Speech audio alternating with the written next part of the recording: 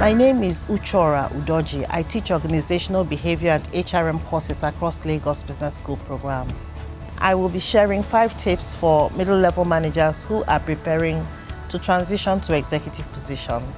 Whether in personal or professional life, role transitions require that we make adjustments. Understand role differences. Fundamentally, executive leaders set strategic direction and create policy. Middle managers, on the other hand, lead the execution of strategy and policy. So roles are different. Also, by its nature, the executive leadership role covers a wider scope.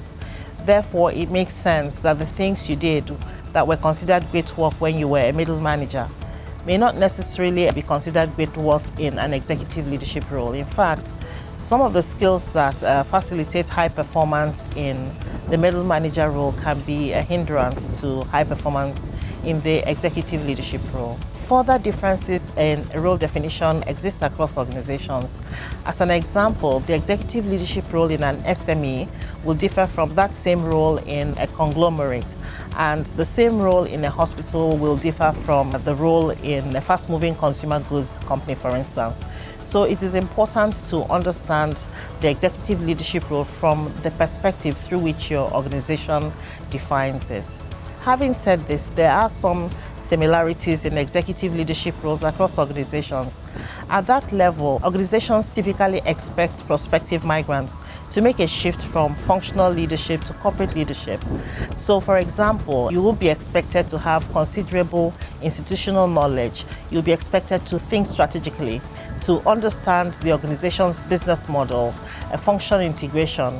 You will also be expected to have some understanding of budget planning, dynamics, and stuff like that. The wider scope of the executive leadership role implies that you will need to spread the load.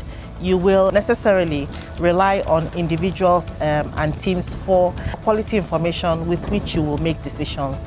This implies you can't be as hands-on on task details as you were when you were a middle manager. So then you will have to identify and develop the leaders at the corporate layers below you so that your people can make you look good. A wider scope also means you will have many questions. Good thing is that quality relationships help find answers quickly. So first, developmental relationships. You will need a coach and mentors.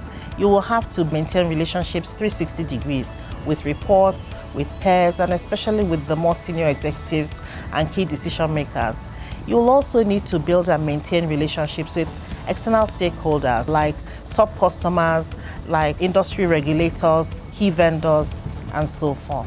The expectation is that you will engage the world more, so attend more industry events like conferences where you can engage with people who operate in your organization's spaces of interest. Maintaining many relationships at the same time, especially when they are somewhat coupled, will require you to be more politically tuned in. So you will have to learn how to deploy charm, smile when you're not in the mood. You will need to master and deploy the dynamics of power and politics, because you will need sometimes to be not just a player in the game, but an architect of the game. Unlike middle managers, the executive leadership group has a sensitive mandate. Remember, this is the group held accountable for the success and failure of the organization. It is also a smaller and denser group than middle management.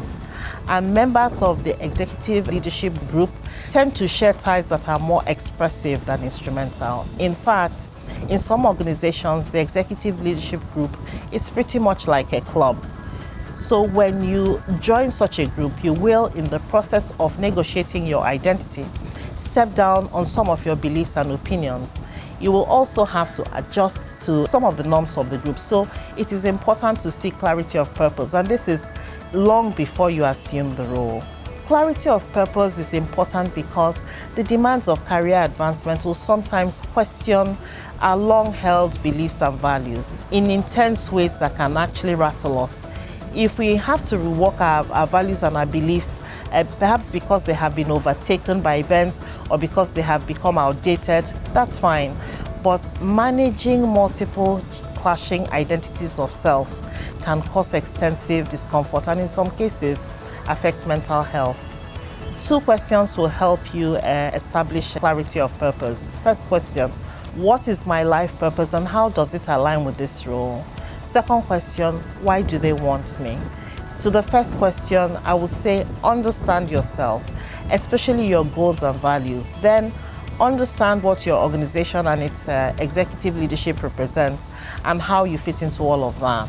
To the second question, I'll say recognize that the doors to executive leadership are not open to walk-ins. You don't saunter into executive roles. You don't barge into them either. You get invited into executive leadership. So when you receive that invitation, you should ask yourself, why are they asking me in? What are their expectations of me? What is it that I have that they want me to bring to the table? Am I being invited to fill a quota? Am I being invited for my skills? Am I being invited for my networks?